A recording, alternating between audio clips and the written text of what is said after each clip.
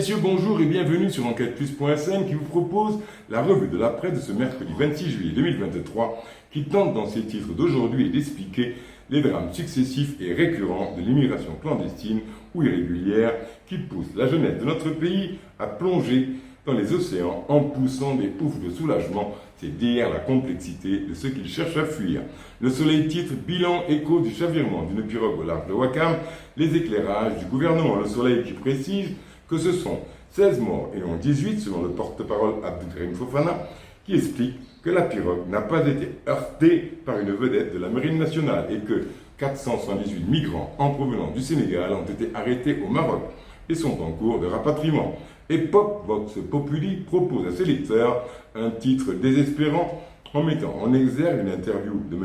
Mignane Diouf, coordonnateur du Forum social, qui lui, dans Vox Populi, indexe le vieux continent comme responsable et pousse ce cri qui sert de une au pop. L'émigration irrégulière ne s'arrêtera pas, précisant que tant que l'Europe n'admettra pas que la migration est une donnée humaine et un droit international reconnu, nous risquons, selon Mignane Diouf, d'entendre encore que des bateaux et des pirogues ont chaviré à Dakar, à Saint-Louis, au Maroc, en Tunisie, avant de s'énerver.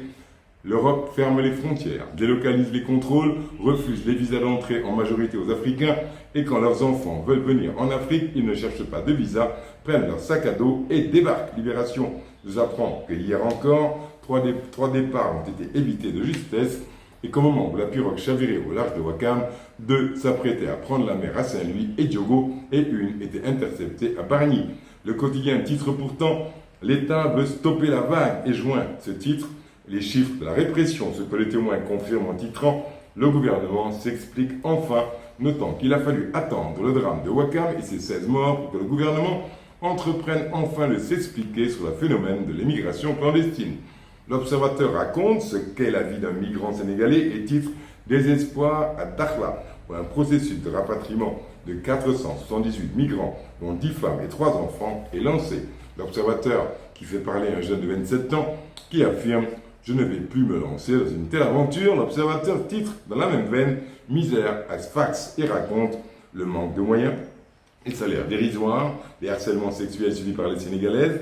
L'Observateur vous narre le quotidien difficile des migrants sénégalais. L'I quotidien titre « Le gouvernement annonce 530 arrestations ce premier semestre » et Direct News titre « Danse macabre de l'océan, des centaines de jeunes périssent, mais où est donc l'État du Sénégal ?» Direct News s'interroge « Comment des convoyeurs peuvent-ils organiser depuis 2 mois des voyages clandestins sans être inquiétés ?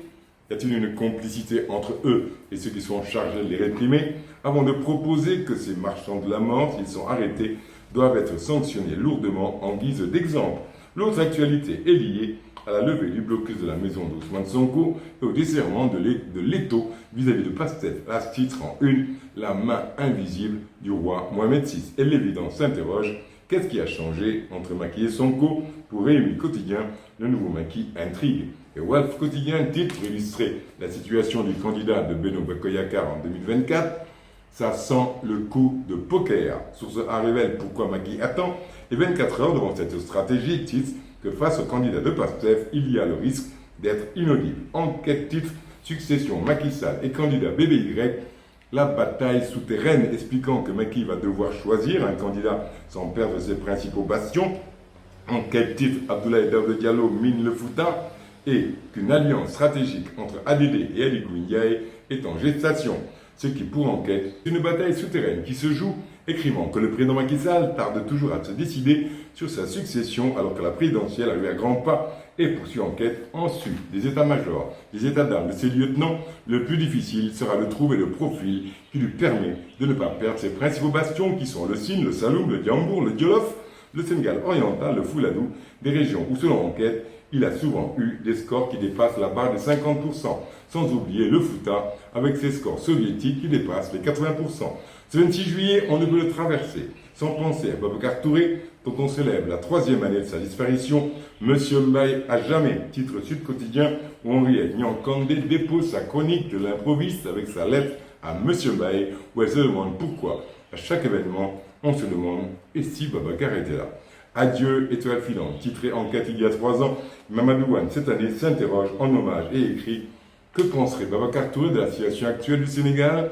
Qu'aurait-il fait face à la crise multiforme qui secoue le pays?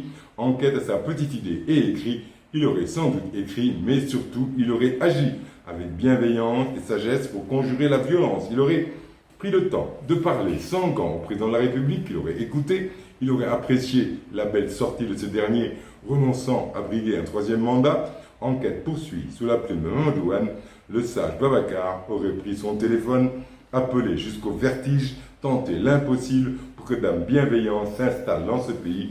Il aurait prêché la bonne et belle parole.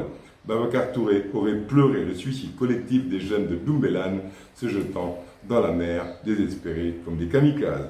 Repose en paix, BT, adieu, étoile filante. À demain, même endroit, même heure, même motif, même punition.